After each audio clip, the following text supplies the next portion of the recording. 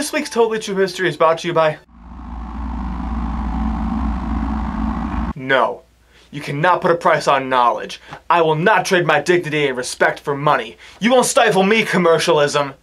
I'm your resident man of integrity, Thomas Gregory Dionysus. Are you ever sad? Depressed?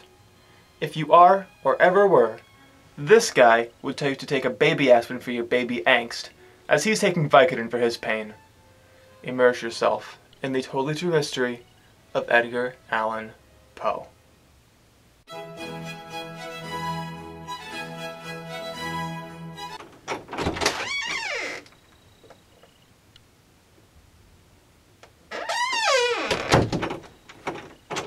Despite being the most emo kid in school, Edgar Allan Poe had massive amounts of street cred.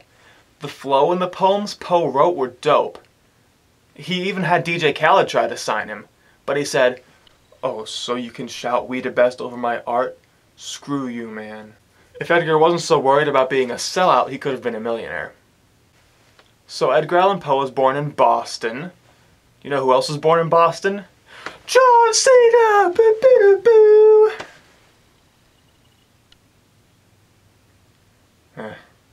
But seriously, this guy was emo.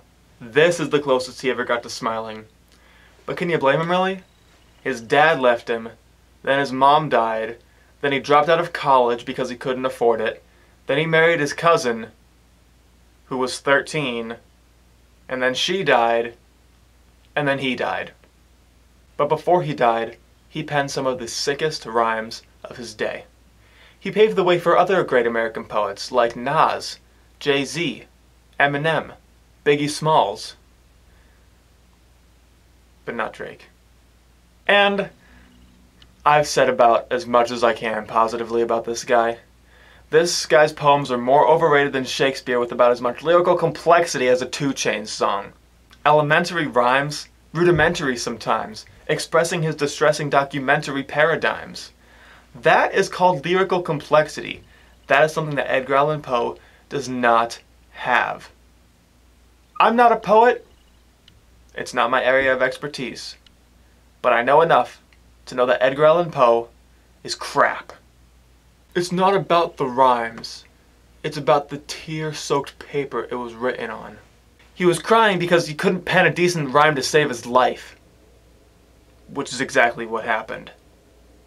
On his 40th birthday, he sat alone in his house, at his table, eating a cold Hot Pocket, with a single candle at the table, chanting to himself, "Once upon a midnight dreary, as I ponder, weak and weary. Once upon a midnight dreary, as I ponder, weak and weary. Once upon a midnight dreary, as I ponder, weak and weary." The Estonian mob kidnapped him and told him that if he didn't write them a best-selling poem, they would kill him. He said, "This isn't how I write, man. Screw you." So they killed him. I tried my hand at poetry. To prove my point, I hope to be that locally or globally, knowledge be spread totally.